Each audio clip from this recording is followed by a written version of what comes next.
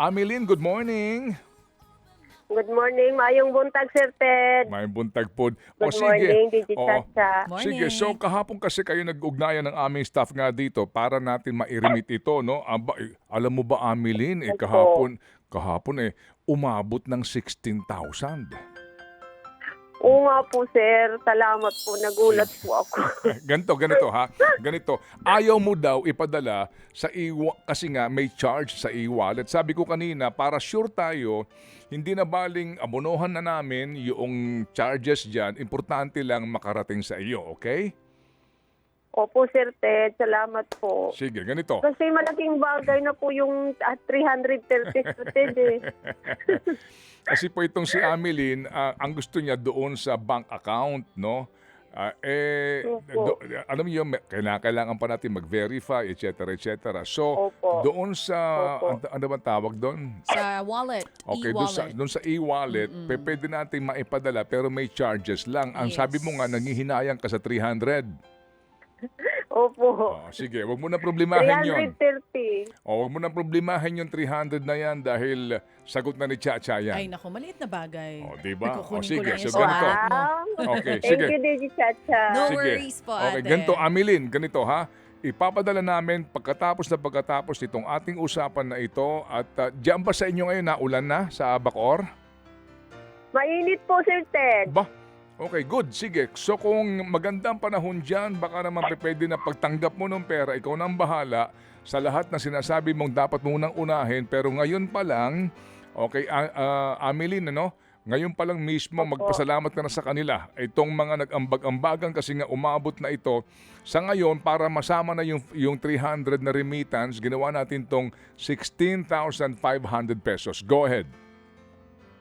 Maraming salamat po sa lahat po ng may magagandang puso para po sa akin at sa mga anak ko. Sa lahat ng Happy Anonymous, sa inyo Sir Ted at saka Digi Chacha, sa lahat ng staff at saka sa TV5 po. Marami po kayong natutulungan po at saka ang pinakamaganda po yung Daily Brad na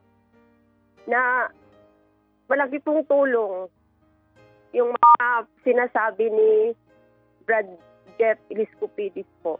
Oo, kasi nga lagi namin sinasabi, higit sa lahat, yung mensahe muna po ng Daily Brad, dyan po tayo nagsisimula ng lahat po ng ating ugnayan. Ito ngayon, amin na pinapalabas yung video mo sa aming programa at nakikita nga namin mismo yung sitwasyon mo sa bahay nyo. Po, Sir Ted. Sino nagbabayad dito sa renta sa bahay nyo? Yung kamag-anak ko po, yung sinabi ko po sa inyo kahapon Yes. na hanggang December po siya po ang magbabayad. Sasagutin. Oo. Itong bata na naka-uniform ngayon, ito yung bibilhan mo ng sapatos. Opo, Sir Ted. Ayan, okay. O sige. Yan po yung grade 7 ko. Ito yung, go ahead. Kasali po yun, Sir Ted, yung sa sa PWD office po. Kahapon po, may sinindin po ako. Doon po nagte-therapy yung anak ko po ng libre. Nandito nga. Dati po, Ang ganda lalaki ng anak mo, ha? salamat po, Sir Ted. Ito, oh. Kuya Ito. Buyag. Ito, yung kanyang, graduate ito ng elementary. Kumbaga, itong kanyang picture dito. Opo. Okay.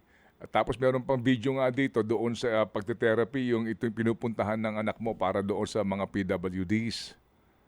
Opo, sir. Ay, very, very Maganda po nice. ang layunin namin, sir. Very Baka nice. po nagbakasakali po baka matulungan nyo din po yung organisasyon namin po. Okay. Sige. So, ganito muna. So, let's do this one step at a time. Okay, sige. So, Opo. pagkatapos nitong interview, papadala agad ni Seth itong ating halaga na napag-ipon-ipunan and then, hintayin namin yung visuals mo ulit doon sa pagbili mo ng gamit sa mga anak mo at kung sakasakali, ano ang kailangan ng inyong organisasyon dyan na maaari matulungan natin para sa mga anak, sa mga bata na mayroong kamong autism, right? Opo, sir. Opo. Sige. So again, Ameline, salamat na marami. Napanood namin ang visuals mo. Totoo ang kumpirmado lahat ng kwento mo. Nagtitiwala kami lubos lalo sa iyo ngayon at hindi ito ang ating huling ugnayan. Okay? Salamat po, Sir Ted. Salamat, Digi Chacha. Okay. Salamat Salamat din po. po sa Salamat inyo. po sa Panginoon. Salamat po. Amen. Yes To po. God be all the glory indeed. Mabuhay ka. Amen, Thank you, amen. Ameline. Dakilang ina po ito. Opo, siya po ay single parent actually na nagpapalaki po sa kanyang isa pong anak na may autism at ang kanya pong nag-aaral ngayon sa grade 7.